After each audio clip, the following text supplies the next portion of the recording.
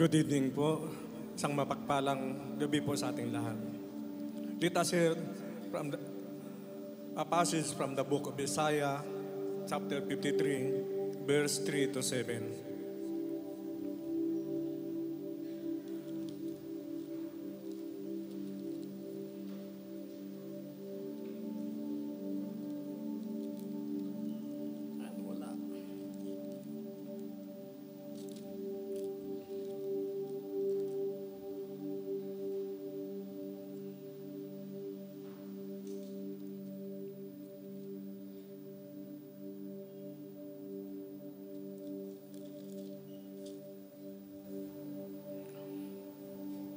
We despised him and rejected him. He endured the sufferings and pain. No one would even look at him.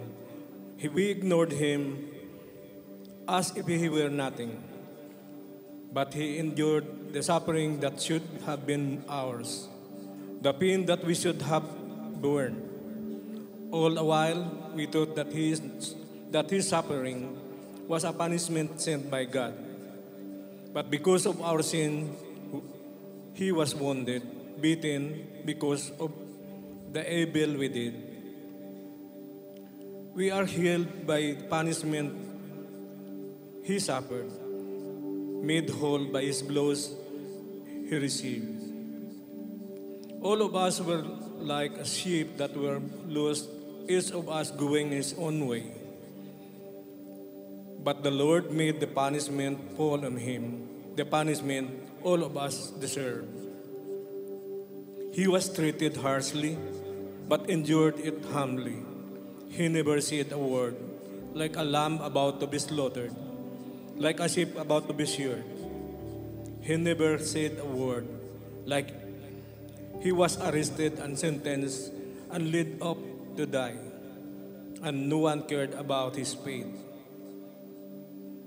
He was put to death for the sins of our people.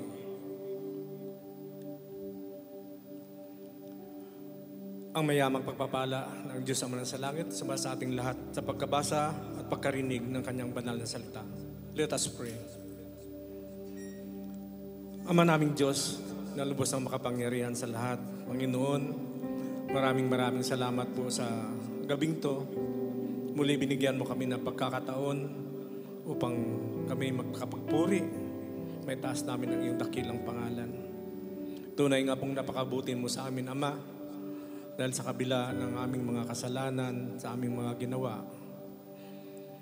Buong puso mong tinanggap ang pagparusa at pagpapako sa krus para kami ligtas. Tunay nga mga pong napakabuti mo, tunay nga pong napakadalisay na pag-ibig mo sa sanlibutan upang isakripisyo mo ang iyong sarili. Panginoon, sa gabing ito, aming hiling na samahan mo po kami sa aming gawain. Kayo po nawa maging sentro nito. Pagpalain mo po ang bawat isa at gabayan mo po ang bawat isa, Panginoon. Panginoon, bigyan mo po ng katalinuhan ang inyong mga lingkod na siyang magbibigay ng mga banal mong salita para sa amin. Bigyan po sila ng knowledge and wisdom. May paliwanag po nila ito nang naayon sa iyong kalooban at nang ganun ay maunawaan namin kung ano ang aming dapat gawin sa gabing ito. Panginoon, maraming salamat po sa gabing ito. Naway, samahan mo kami hanggang sa matapos ang gawain ito. Sa pangalan ni Jesus, ito po aming sinasamo at dinadalangin sa iyo, Ama. Amen.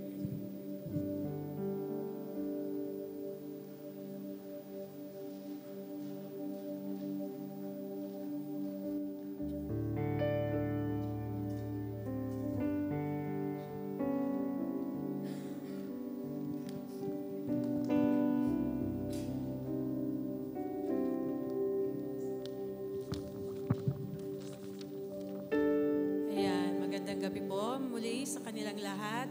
Inaanyahan po tayo muling tumayo at awitin natin ang Old Rugged Cross.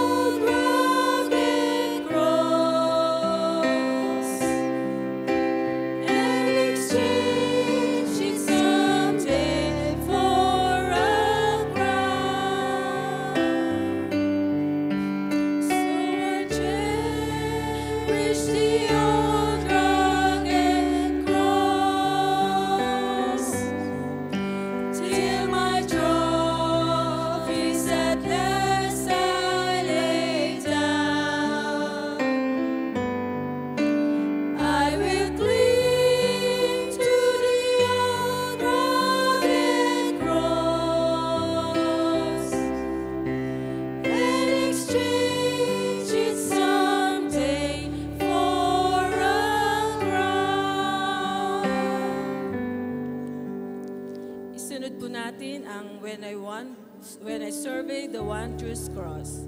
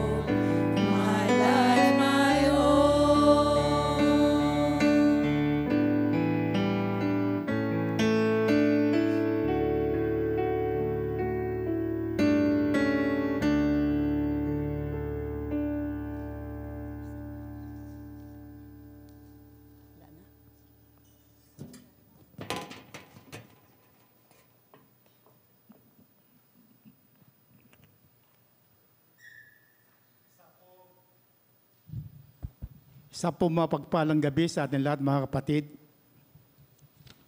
naririto tayo ngayon sa bahay-sambahan ng ating Panginoon upang gunitain ang mga pangyayari sa buhay ng ating Panginoon.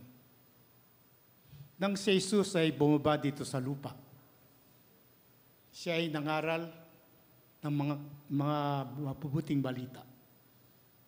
Maraming mga tao ang sa kanya'y sumunod. Dahil dito, naligalig ang mga pinuno ng bayan, ang mga Sinedrin at mga Eskriba. Kaya gumawa sila ng paraan. Mahanap sila ng paraan kung paano nila madadalas ang ating Panginoon kay Pilato. Nakasumpong sila ng pagkakataon. At ang bayan, mga Sinedrin, Eskriba, ay dinala nila ang Panginoon sa harapan ni Pilato. At doon ay inakusahan siya ng masasamang gawa, mga krimen na kung saan ay nagbibigay ng gulo sa bayan. At nagwika pa sila na sinasabihan ni Jesus ang taong bayan na huwag magbuwis kay Cesar. Subalit siyasatin ni Pilato, si Jesus at tinanong, wala siyang nakitang kasamaan kay Kristo. Kaya sinabi niya sa mga taong bayan, sa mga pinuno ng bayan, sa mga Eskriba, wala akong nakikitang masama sa taong ito. Nang malaman niyang si Jesus ay isang Galileo, pinadala siya kay Herodes, sapagkat ang bayan ng Galilee ay nasa sakupan ni Herodes. At doon ay muli siyang kinasuhan ng mga Sinedrin at Skriba. Subalit sa pagtatanong ni Herodes kay Jesus, wala siyang nasumpungang kasalanan. Kaya pinabalik muli niya si Jesus kay Pilato. At doon ay muli na naman siya inakusahan ng mga taong bayan, ng mga pinuno ng bayan at ng mga Sinedrin. At sinasabing, isinisigaw, patayin niyo ang taong yan. Ipako siya sa krus. Subalit sinabi ni Pilato, wala akong nakikitang ginawang masama ng taong ito. Ngunit masigasig ang mga pinuno ng Sinedrin. At patuloy nila sinisigaw, patayin ang taong yan at ipako sa krus. Nagkataon araw ng Pasko ng mga sandaling yun. At si Pilato ay nagpapalaya ng isang bilanggo. Tinawag niya si Barrabas na pusakal na mamamatay tao, kumbaga, isang masamang tao. Tinanong niya ang mga pinuno ng bayan, ang mga Sinedrin, kung sino sa dalawa ang kanyang palalayain. Ang sigaw ng taong mga pinuno ng bayan, mga Skriba, palayain si Barrabas at ipako si Jesus sa krus. Walang nagawa si Pilato, kundi sundin ang kagustuhan ng mga pinuno ng bayan. Sundin ang kagustuhan ng mga Skriba at Sinedrin. Kaya ibinigay ni Pilato si Jesus sa mga Sinedrin at Skriba. At siya ay pinagpasan ng krus ng mga taong ito. At habang sila ay naglalakbay patungo sa bundok ng bungo, kung saan doon ipapako si Kristo. Habang sila ay naglalakbay patungo doon, walang humpay na sila ay hinahagupit ng mga kawan na Romano. Sakit at hirap ang dinadanas ng ating Panginoon ng mga sandaling yun. Sa kanilang paglalakbay ay nasalubong nila ang isang taong tinatawag na Simon. At tinawag ng taong ito at tinulungan, pinapasa sa kanyang cross ni Jesus. Upang maibisan kahit paano ang paghihirap ng ating Panginoon. Nang dumating sila sa bundok ng Golgota, nang kutawagin ni Bungo, pinako nila si Kristo. Sambang. Habang siya'y nakapako, nabanggit niya, Ama ko, patawarin mo po sila sapagkat hindi nila nalalaman ang kanilang ginagawa. Isang pangungusap ng punong-puno ng pagpapatawad at pagmamahal. Sa kabila ng lahat ng kanyang sinapit, paghihirap, pag-aalipusta,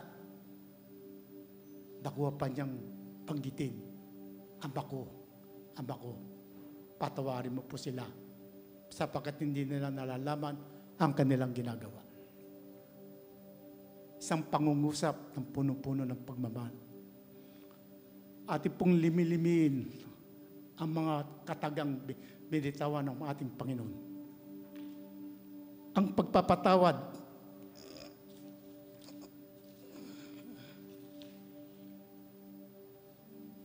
ay hindi lamang tumutukoy sa mga tao ng kawal Romano. Hindi lang tumutukoy sa mga Sinedrin. Ang pagpapatawad na hinihiling ng Panginoon sa kanyang Ama ay para sa ating lahat.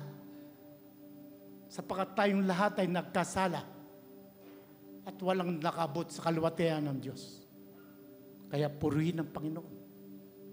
Pinamalas niya at pinabatid sa atin ang kanyang dakilang pag-ibig sa sanlibutan. Nang habang siya nakapako doon sa krus, ang dalawang salarin na kasama niyang pinako, ang isa doon ay nagwika, kung ikaw ang Mesiyas na sinugo ng Diyos, iligtas mo ang iyong sarili, pati kami. Subalit ang isang kasama niyang nakapako rin, ay siya ay pinagsabihan. Abinika niya, hindi ka ba natatakot sa Diyos? Tayo ay marapat lamang sa ganitong kalalagayan, parusahan sapagkat tayo nakagawa ng kasalanan. Subalit ang taong ito, hindi siya nakagawa ng anumang kasamaan, hindi ka anumang kasalanan. Kaya nawidika niya, Panginoon, alalahanin mo ko sa pagdating mo sa iyong kaharian. Sumagot si Jesus at sinabi, ngayon din, pagsasama kita sa aking kaharian. At ang pangungusap na yan, isang pangungusap ng katiyakan sa pangako. Tayo'y pinapangkakuhan din ng Panginoon. Kung lalapit lang natin ang ating mga sarili, susuko ang ating makasalanan, susuko ang ating buhay at tatanggapin natin siya bilang Panginoon at ikapagligtas ng ating buhay. Ang pangako ng kaligtasan ay ating makakamit. Marami pong salamat.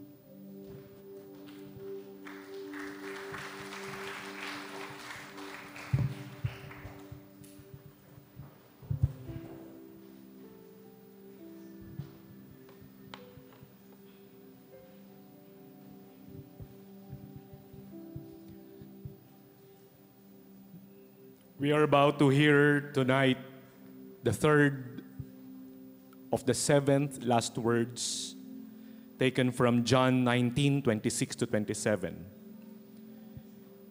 And we read, when Jesus saw his mother there and the disciple whom he loved standing nearby, he said to his mother, "Dear woman, here is your son." And to the disciple, "Here is your mother." From that time on, this disciple took her into his home. The third of the seventh last words, we can just summarize it into these words. Woman, behold your son. Son, behold your mother. Mga kapatid, habang nililimi natin sa gabing ito ang 7 mga pangungusap ng ating Panginoon, at sa ikatlong pangungusap na ito, merong 3 mensahe na nais ipahatid sa atin ng Panginoon. Nasa kabila ng kanyang pagkapako doon sa krus, habang siya ay nandoon sa gitna ng kainitan at nakapako sa krus, itinagubilin ng ating Panginoong Jesucristo ang kanyang ina. Ang pagtatagubilin na yon ay isang pagpapatunay na ang ating Panginoong Jesucristo ay tunay na maalalahanin sa kanyang ina. Bagamat naroroon siya sa gitna ng init, ipinaramdam ng Panginoong Hesukristo ang kanyang pagmamahal sa kanyang nanay.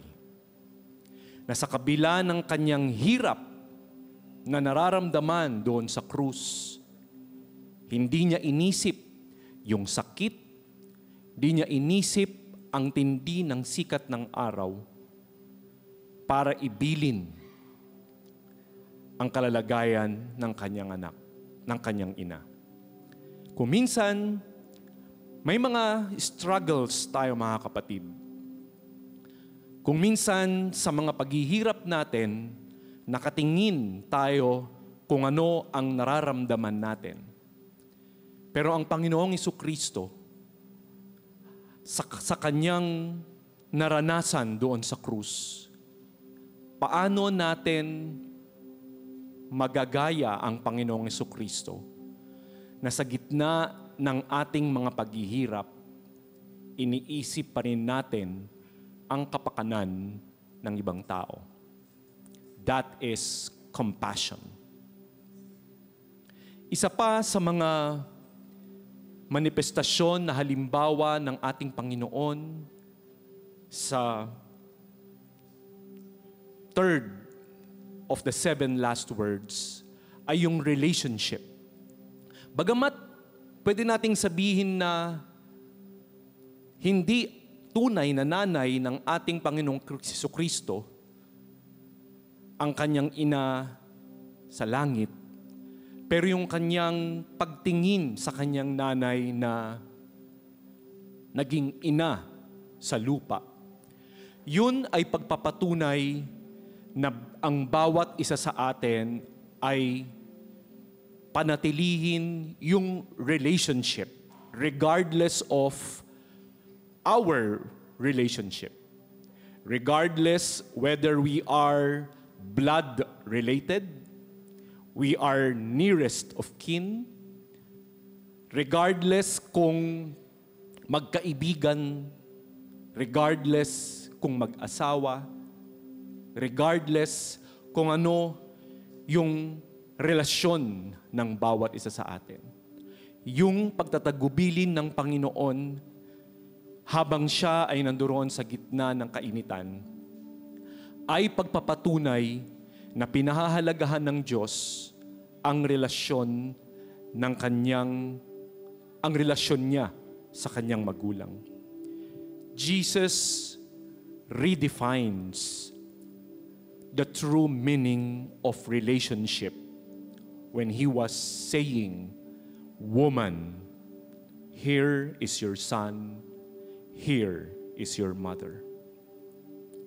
At yung pangatlo, bukod sa compassion and relationship, ipinakita ng ating Panginoon Hesukristo, ang ibinilin niya sa atin ay ang responsibilidad. Malaki ang responsibilidad na iniwan ng Panginoong Hesukristo sa kanyang ina at sa kanyang kapatid na si Juan. Sinigurado niya na nasa mabuting kamay ang kanyang ina at nasa mabuting kamay ang kanyang kapatid na si Juan. Naaalala ko, noong 1996, nung ang aking tatay ay malapit nang mamatay. Papunta ako sa isang seminar at ang sabi ng tatay ko, nung siya ay nakahiga na, mga 2 linggo bago siya mamatay, sabi niya sa akin, mag-ingat ka dahil martial law. That was 1996. Walang martial law.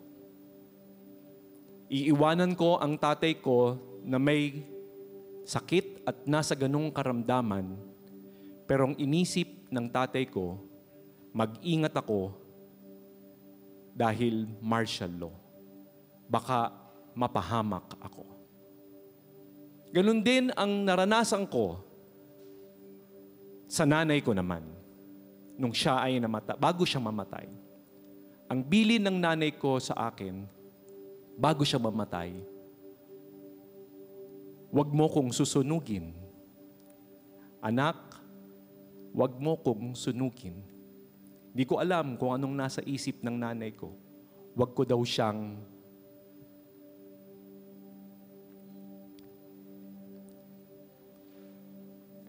subalit, itong mga nakaraang araw, mga nakaraang panahon, patuloy na nakakaranas tayo ng mga pighati, patuloy na nagkakaranas tayo ng mga suliranin, patuloy na maraming problemang dumarating sa buhay natin, at maraming mga ibinibilin sa atin ang ating mga mahal sa buhay.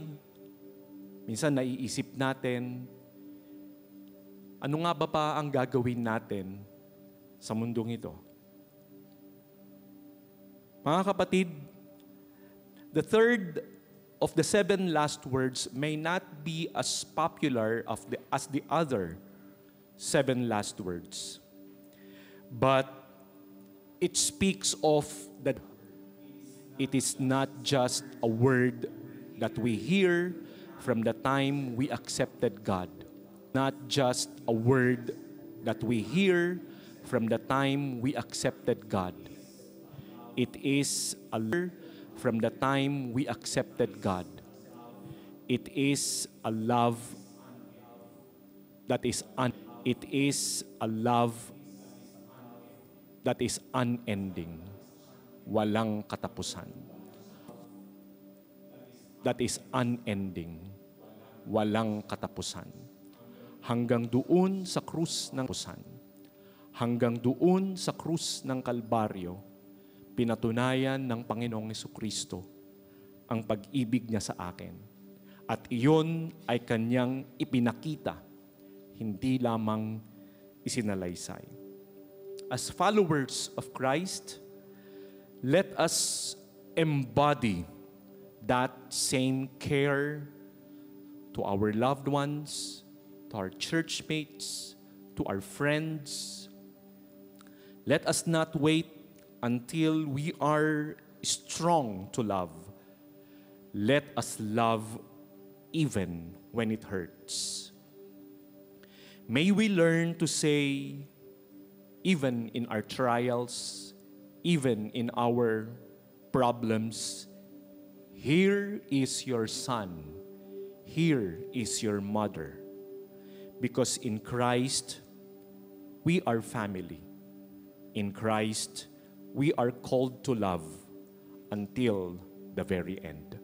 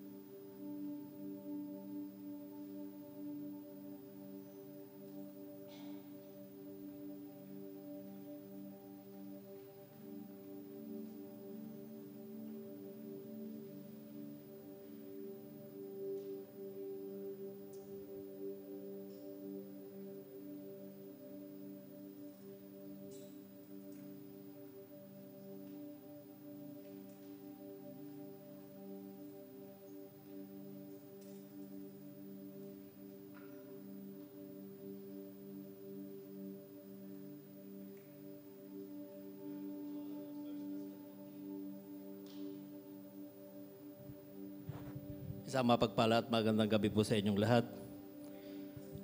Babasahin ko na lang po sa Bible kasi nag-lock po yung aking cellphone. Ito po ang sinasabi, isa sa huling 7 wika na sinabi ni Jesus bago siya namatay. Mula sa tanghaling tapat,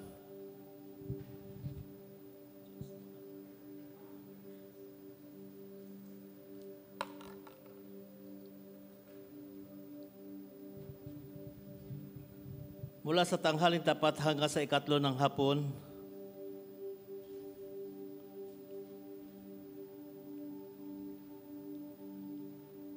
ay nagdilim na ang buong lupain. Nang mag-3 na ng hapon, sumigaw si Jesus, Eli, Eli, lama sabachthani. Ibig sabihin, Diyos ko, bakit mo ako pinabayaan? Ito po ay isang salita ng Panginoon nung siya ay naghihirap bago mamatay. Konting paliwanag lang po ang aking sasabihin dito. Sapagkat ang Panginoon ng panahong iyon, hindi niya ginamit ang kanyang pagka-Diyos. Sapagkat siya ay tao, naramdaman niya ang hirap ng mga pahirap sa kanya at parusa sa kanya ng mga magpapako sa kanya sa krus. Alam niya noon pa na mangyayari sa kanya ito dahil iyon ay kalooban ng Ama. At alam niya na siya ay pahihirapan. At yun ay tinanggap niya. Ngunit dahil sa hirap na kanyang nadarama, ay nasabi niya, Ama, O Diyos ko, bakit mo ako pinabayaan? Dahil sa kanyang kahirapan, dahil siya ay sa katawang tao, hindi niya pa rin halos matanggap na napabayaan siya ng Ama. Ganon man, noong una pa man, alam na niya ang mangyayari sa kanya at kinalooban ng Ama na mangyayari sa kanya, na siya ay ibigay sa mga tao upang matubos ang mga kasalanan natin. Kaya, yung sigaw niyang iyon ay dahil sa hirap na darama niya, dahil siya ay nasa katawang tao. Hindi niya ginamit ang kanyang pagka-Diyos, sapagkat marami nagsasabi sa kanya, O Diyos, di ba Diyos ka, bakit hindi mo iniligtas ang iyong sarili? Bakit hindi ka bumaba dyan sa krus? Bakit hindi mo ginamit ang pagka-Diyos mo? Kung talagang Diyos ka at talagang iniibig ka ng iyong Ama, bakit hindi ka niya iniligtas? Pero hindi niya ginawa yon. Dahil siya ay nasa katawang tao, alam niya na dapat niyang tanggapin, yun ang kalooban ng Ama upang magkaroon tayo ng kaligtasan. Maraming salamat po.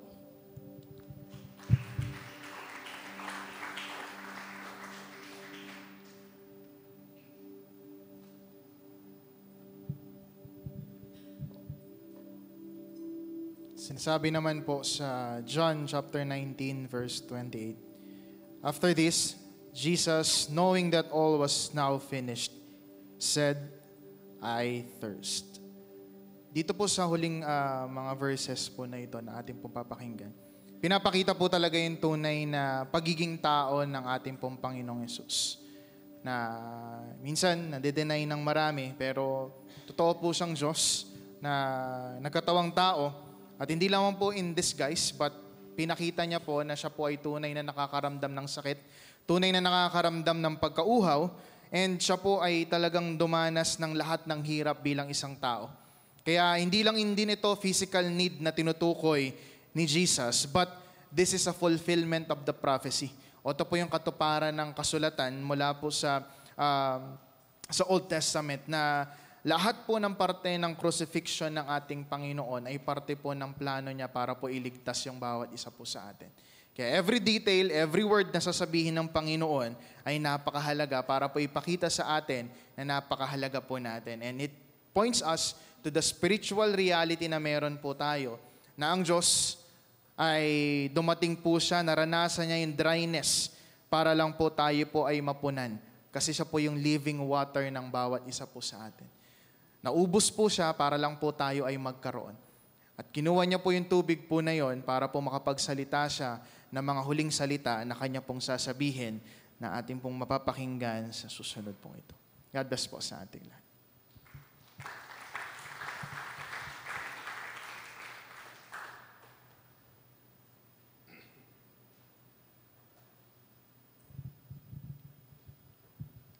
Doon naman po sa ikapitong salita ng ating Panginoon, ito po yung last word na sinabi niya, 7 last word, na makikita po natin sa John 19:30. When he had received the drink, actually hindi po drink ang binigay sa kanya. Ang binigay sa kanya ay sabi, maasim na wine o suka. Yun po yung binigay sa kanya. Uhaw na siya. So when he had received the drink, Jesus said, it is finished. With that, he bowed his head and gave up his spirit.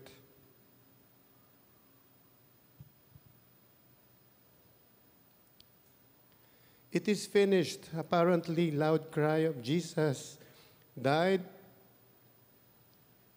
as a victor and had finished what he came to do. Actually, isang masasabi nating tagumpay na ginawa ng Panginoon. It's a victorious finish that he had. Dahil nung pinagawa sa kanya, pinababa siya ng Diyos Ama dito sa lupa upang maging tao, lahat siya na ibinigay sa kanya. Yung kanyang duty, yung kanyang mission. Ano po yung kanyang mission? to share the good news, to share God's Word.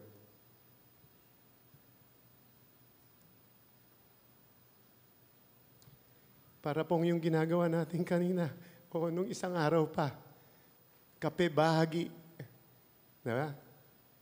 Gusto natin maibahagi yung magandang balita ng ating Panginoon sa mga taong di pa nakakaabot sa kanila. Kaya po nung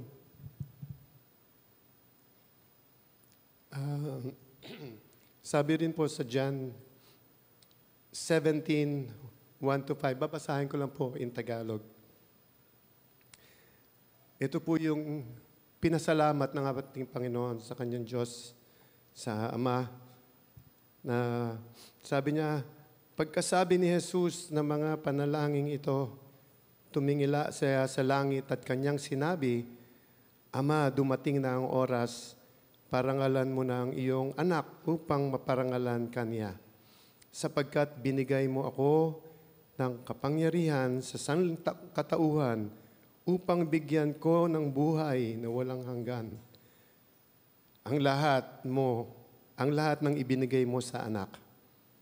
Ito ang buhay na walang hanggan, ang makikilala kanila, ang iisa at tunay na Diyos at ang makilala si Jesucristo na iyong isinugo. Inihayag ko sa lupa ang iyong karangalan, natapos ko na ang pinapagawa mo sa akin. Nakita niyo po, talagang tinapos niya yung pinapagawa sa kanya. Pilit niyang mailigtas yung buong mundo, na pilit niyang ma-share lahat ng kabutihan sa mga taong tatanggap sa kanya. At lahat ng tatanggap sa kanya, sabi nga, ay mabibigyan niya ng eternal life, buhay na walang hanggan. Napakabuti po ng ating Diyos. At kahit na sa lahat ng hirap na kanyang dinanas, ay patuloy pa rin niyang ginampanan ang kanyang tungkulin. Patuloy pa rin niyang ipinakita ang dakilang pag-ibig at pagmamahal niya sa bawat isa sa atin at sa mundong ito. At sa verse naman po sa John. Ayan. Wala na po akong babasahin pang 8 words. Kasi patay na po si Jesus. Okay? Pero hayaan po natin pang 8 words. Kasi patay na po si Jesus. Okay? Pero hayaan po natin, pag-usapan po natin po yung krus. No? Kasi patay na po si Jesus. Okay? Pero hayaan po natin, pag-usapan po natin po yung krus. No? At Jesus. Okay? Pero hayaan po natin, pag-usapan po natin po yung krus. No? At to end lang po yung okay, pero hayaan po natin, pag-usapan po natin po yung krus, no. At to end lang po yung natin, yung message. Pero hayaan po natin, pag-usapan po natin po yung krus, no. At to end lang po yung natin, yung message po natin. Hayaan po natin, pag-usapan po natin po yung krus, no. At to end lang po yung natin, yung message po natin. Usapan po natin po yung krus, no. At to end lang po yung natin, yung message po natin. Give me at least 10 minutes po yung krus, no. At to end lang po yung natin, yung message po natin. Give me at least 10 minutes po para makonclude po natin yung message po natin. So direct to the point po tayo. Pag may nakikita po kayong krus, ano pong naaalala po ninyo? What comes on your mind pag nakakita po kayo ng krus? Nandiyan din po yan sa PowerPoint po natin. Ayan, makiki-slide na lang po. Alam nyo, naalala ko po, kapag po ako nakakita po ng krus, nung medyo bata-bata pa po kasi ako, medyo matatakotin po ako. Ngayon, medyo konti na lang. Pero yung mga bata po kasi, takot po yan sa mga madidilim, kasi isip nila may aswang, may kapre, may white lady. So, ganun po ako dati. Yung bahay po kasi po namin po dati, compound po namin po yon ng mga pinsan po namin. And ang problema ko po dati pag uwi po ako sa bahay po namin, ako po kasi yung bahay po kasi po namin yung nasa pinakang dulo. At madilim po yun. Minsan, medyo loko-loko pa yung mga pinsan namin, nanggugulat, naninitsit bigla. One time, nakapanood po ako ng isang Philippine horror. Nakita ko kung paano niya tinala yung aswang. Ginento nila ng krus. Ganoon po. Tapos nasunog yung aswang. Kaya simula po nung napanood ko po yun, kapag dadaan po ako po sa amin, lagi po ako nakagento. Naranasan niyo yun. Okay? Lahat ng kasi madilim yun eh. Nakagento po ako lagi. Tapos pag may nakikita ako, feeling ko, may multo daw, may baspi. Ginaganunan ko po yan, no? Kahit kaaway ko, ginaganunan ko eh. Naranasan niyo po yun?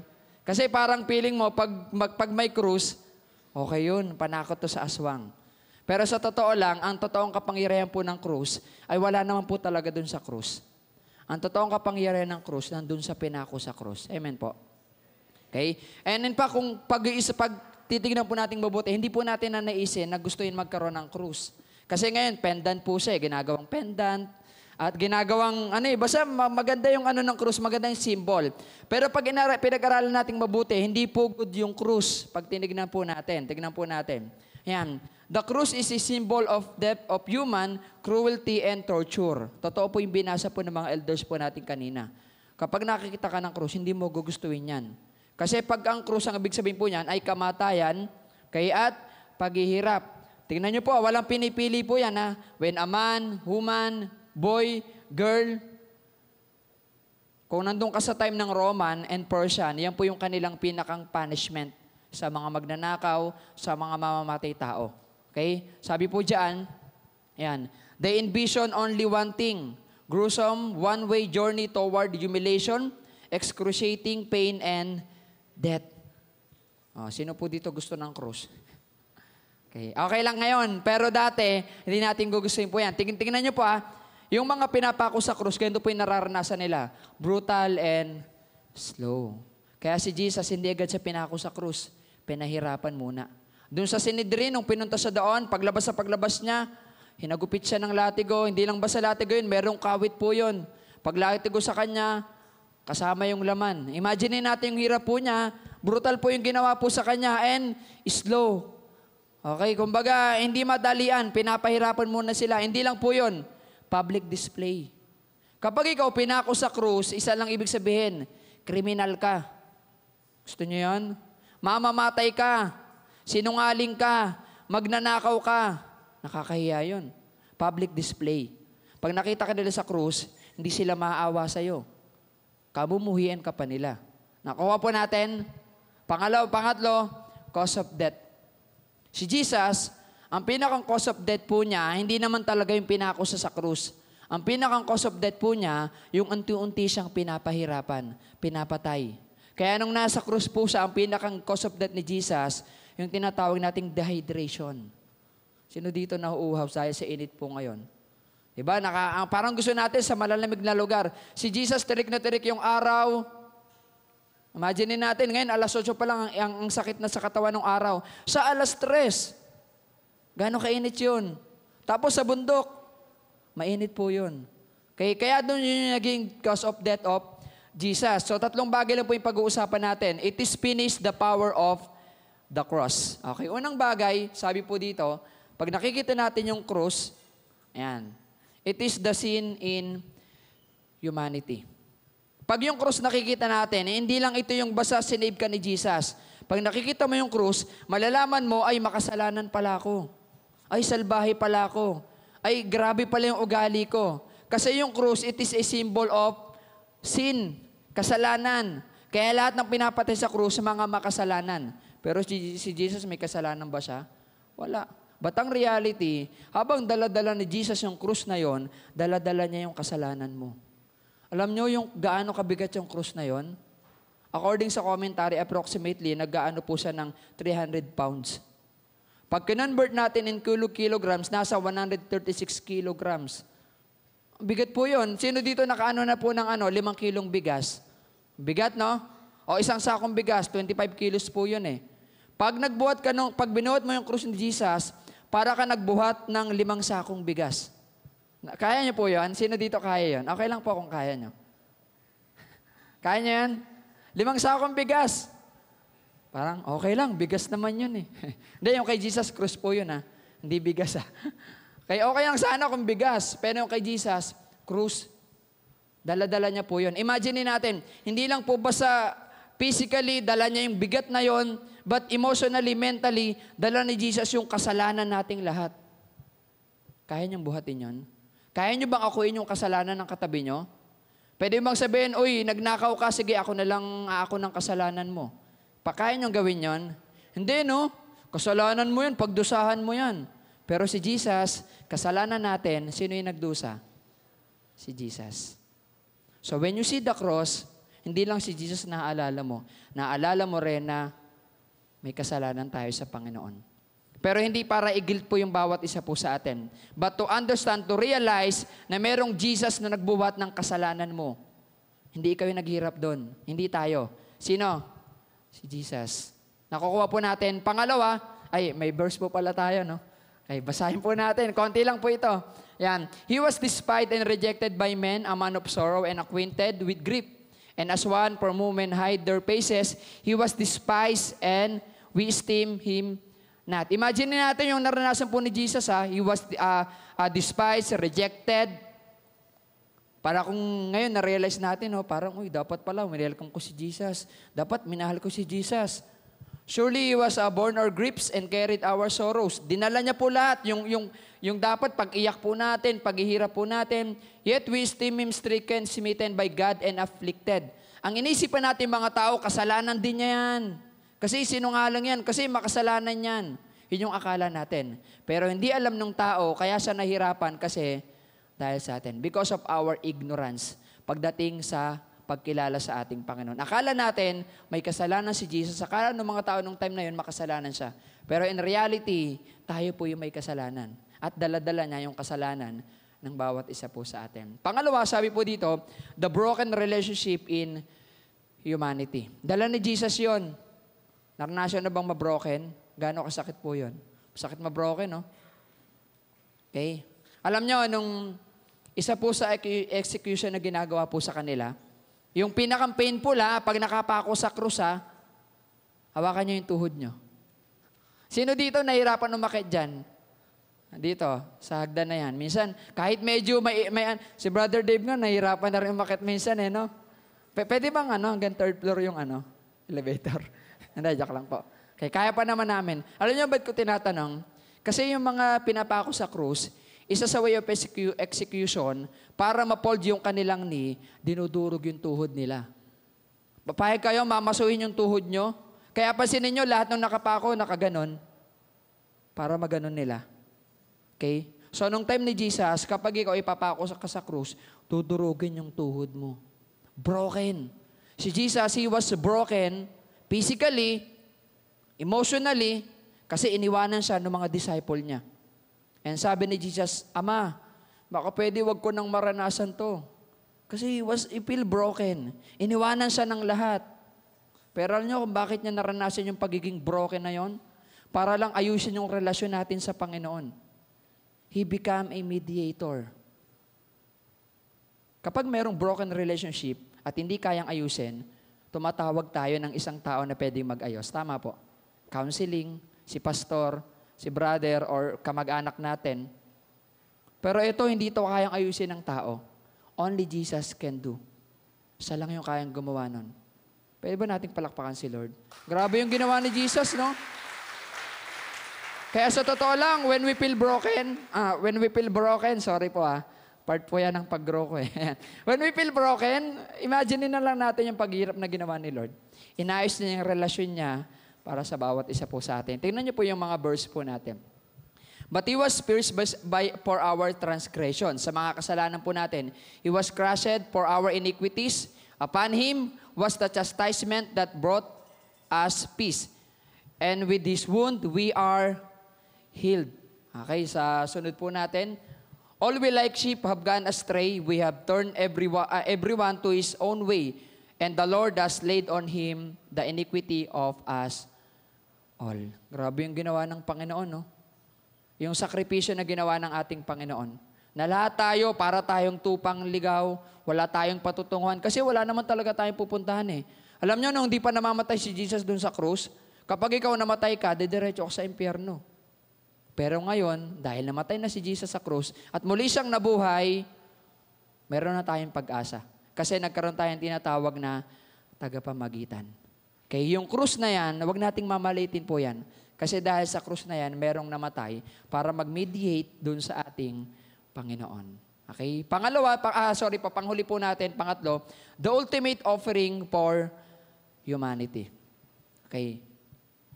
Yung pinakang final execution na ginagawa po sa mga pinapako sa krus, para maintindihan po natin. Okay? Alam niyo yung pinakang final, para malaman nila kung talagang patay na yung tao, tinutusok nila yung tagiliran. Dito, tutusokin nila yan. Kaya pansinin niyo yung kay Jesus, nung time na yung time na after niya sabihin yung 7 last word, chinek siya nung soldier eh. Anong ginawa sa kanya? Tinusok. Pagtusok, sabog yung dugo. Umano sa kanya, nabulag siya. Doon niya napatunayan, totoong anak to ng Diyos. Okay? Bakit the ultimate offering for humanity? In the Old Testament, para patawarin ka ng Diyos, kailangan ng blood. Blood of the sheep, blood of the lamb, or any animals na pwede natin gamitin para lang mapatawad yung kasalanan natin. But Jesus is the ultimate offering for humanity. Yung dugong dumanak na yon, yun yung dugong naging dahilan kung bakit nararanasan natin ngayon yung magandang buhay at pag-asa na nagmumula sa ating Panginoon. Kasi kung di siya pinako sa krus, hindi naman siya tutusukin doon eh. Hindi naman maano yung dugo niya doon eh. So yung dugo na dumanak na yon, that is the symbol of the offering for all of us. Kaya lahat po tayo, meron tayong karapatan sa kaligtasan na yon. Sabi mo sa katabi mo, iniligtas ka ng Diyos. Huwag natin sarilinin yung kaligtasan. Kasi yung kamatayan ni Jesus sa krus, hindi lang to para sa Israel. Yung kamatayan ni Jesus sa krus, para sa lahat. In John 3:16, for God so loved the world that He gave His one and only Son, for those who ever believes in Him shall not perish but have eternal life. When we say, for God so loved the world, lahat po yun. Di dapat sinabi na lang niya, for God so loved the Israel. Di dapat sa Israel yung kaligtasan. Hindi. For God so loved the world. Hudyo ka man, hintil ka man, mahal ka ng Diyos kasi niligtas ka ng Diyos. Sabi mo sa katabi mo, mahal ka ng Diyos kasi niligtas ka ng Panginoon. Okay, last po natin. Sabi po dito sa last verse po natin. He was oppressed and He was afflicted, yet He opened not His mouth. Para siyang tupa, no? Yung tupa kasi kahit anong gawin mo dyan, hindi magsasalita. Kaya ganun si Jesus. Kaya nga sabi niya, I have a right to remain silent nung kinakausap siya sa korte Like a lamb that is led to the slaughter, and like a sheep that before its shearers is silent, so He opened not His mouth. Hindi na siya nagsalita. Kasi kagaya ng sinabi ni Jesus, it is finished. Pero man sabihin nyo, it is finished. Kasi tinapos na ni Jesus. Ganon si Jesus. Kapag alam niyang tapos na yung purpose niya, hindi na siya magsasalita. Kaya hindi kagaya natin, dami natin sinasabi. Di ba? Hindi tayo mapigilan. Kahit minsan, hindi na tayo dapat magsalita. Si Jesus, nung nakita niya na it is finished, okay na yun. I'll do my part, I save the world, that's it. Ganun po yung ginawa ng ating Panginoon. Kaya sabi po dito sa last po natin, the message of the cross for every Christian, kasi dati, nakikita natin the sin of humanity, the broken relationship, the ultimate offering. Ngayon, pag nakikita mo yung krus gento, the power of God. Ulitin ko, walang kapangyarihan yung krus. Pero yung pinako sa krus, meron. Si Jesus yon. Pangalawa, the love of God. Dahil mahal ka ng Diyos, binuwat niya yung krus na yon, yung mga kasalanan natin, dala-dala ng Panginoon. At ngayon, pag lumapit ka sa Kanya, tinanggap mo sa bilang sarili mong tagapagligtas, papatawarin ka ng Diyos. Kasi mahal ka ng Diyos. Panglas, the salvation of God. When you see the cross, lagi mong iisipin na merong minsang pinako dyan, naghirap dyan, para mabigyan ako ng kaligtasan. And yung kaligtasan na yun, it is a free gift from God. Meron ba ditong nakakuha po ng free coffee kanina? Taas pa kamay. Ayan. Sarap ng kape, no? Pero mas masarap pag si Jesus yung tinanggap mo. Amen po? Yan. Kaya kung hindi ka decided, pwede natin kausapin yung mga pastor natin. And if you are interested, makatin sa mga church activities po natin, punta lang lagi tayo dito sa church. Kasi yung pagmamahal ng Diyos ay palaging nasa sa atin. Tayo po sama-samang yumuko at manalangin po sa ating Panginoon. Dakilang Diyos na makapangyarihan sa lahat, Lord, maraming salamat po sa oras pang ito. Salamat, Panginoon, sa inyong kaligtasan na binigay po sa amin. Salamat, Lord, sa inyong pagmamahal, binigay niyo po sa amin. Binigay niyo, Lord, yung inyong kaisa-isang anak para maligtas kami. Sa kabila, Lord, ng aming mga kasalanan, aming mga pagsuway, pero nararamdaman pa rin namin, Lord, ang inyong pagmamahal. Lord, patawad sa mga pagkakamali namin. Kuminsan, Lord, parang baliwala na lang kayo sa amin. That every time na nakikita namin yung krus, parang wala lang. Pero at this moment, Lord, salamat sa paalala mo. Kasi kung di dahil dun sa krus na yon, walang Kristong pinahirapan. Walang Kristong namatay at muling nabuhay para po sa amin. Kaya Lord, maraming salamat po. Hindi namin kayang suklian yung mga kabutihan na ginawa niyo po sa amin. Forgive us, Lord God, sa mga pagkukulang pagkakamali po namin. But this moment, Lord God, salamat sa inyong habag. Salamat, Lord, sa pagmamahal mo. Salamat sa bawat isa na nandirito. Lord, sa mga bisita po namin, yakapin niyo po sila. Maramdaman nila yung kaligtasan. Maramdaman nila, Lord, yung pagmamahal na nagmumula po sa inyo. Na kung saan kaya kami nandirito, Lord God, para kilalanin ka, para mahalin ka. Hindi ito tungkol, Lord, sa sarili po namin o kung sino pa man. Ito ay tungkol sa inyo kung paano namin kayo kikilalanin. Kaya, Panginoon, mangusap kayo sa puso po namin, sa buhay ng bawat isa po sa amin. Lahat po ng kapurihan, pasasalamat ay binibigay po namin po sa inyo dahil deserve nyo lahat ng bagay, Panginoon. Salamat po sa pangalan ni Jesus. Amen. God bless po sa ating lahat.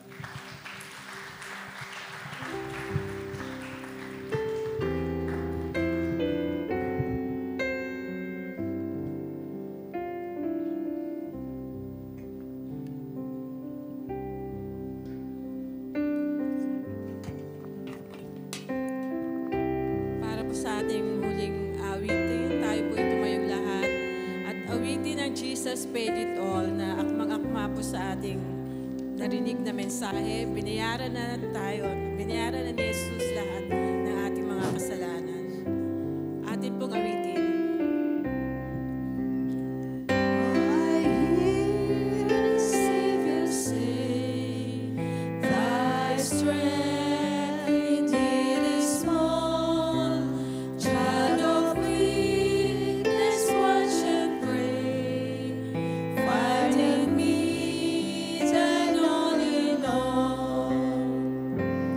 Jesus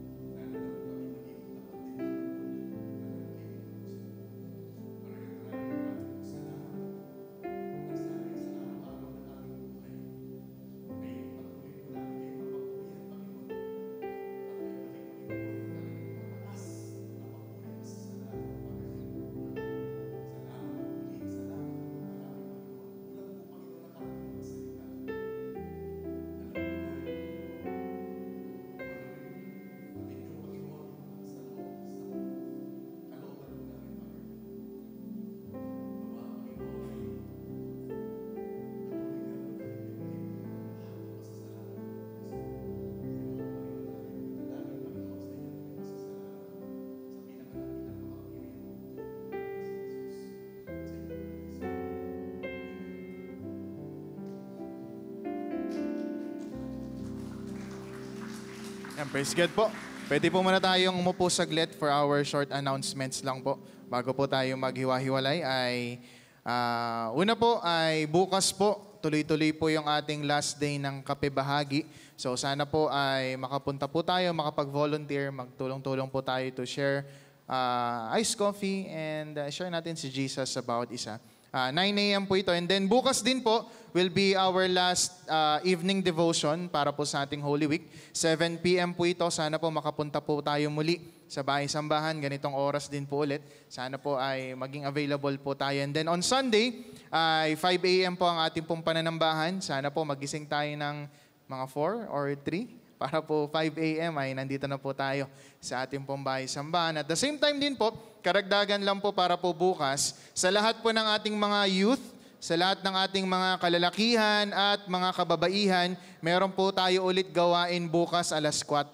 Ano po, alam ko tuloy po yung kababaihan. Yung kalalakihan po, ay tuloy din po tayo. Sana po makapunta po yun dito yung mga kalalakihan po natin. And then yung youth, sana po makapunta rin po bukas, especially yung mga sasama po sa ating youth camp because we will have our orientation tomorrow. So sana po makapunta po yung mga youth natin and mga attend po sa ating youth camp. Okay po? And before we end po, pwede po ba nating i-welcome po yung mga bisita po natin for this night? Yan, palakpakan naman po natin.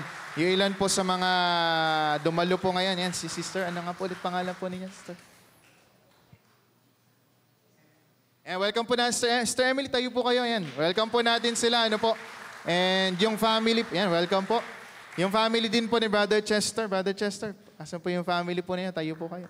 Yan, welcome po natin sila. Sana po makasama po natin sila sa ating pong mga gawain. At yung pa, ito pa, yung mga youth natin na nandito. Yan, tayo naman kayo, katabi ni Brother Leo. Ayan, welcome din po natin. Yan, mga nakasama po natin kanina. Meron pa po ba akong di nakita dito na bisita po natin? Ayan, welcome po natin. Kasama po ni Sister Nilda. Tayo naman po kayo. Welcome po sa ating pong church. Ayan, sana po makausap natin sila mamaya. At yan po pala, kasama po nila Brother Nathan. Ano pangalan niya? Brother John, ano? Ayan, welcome. Brother John, tayo ka naman, Brother John. Ayan, welcome po natin. Meron pa po tayong bisita dyan. Ayan, si Sister Trish. Yan, welcome back ulit kay Sister Trish. Ayan, meron pa po ba dito? Ayan. Sige po, kung wala na po, ay palakpakan po natin yung Panginoon. And may konti lang po tayong pagsasalo-salo po sa baba. At konting merienda lang po. And sana po, ma-welcome po natin yung mga bisita po natin. Ilang po. And God bless po sa ating lahat mga kapatid. Ingat po tayo.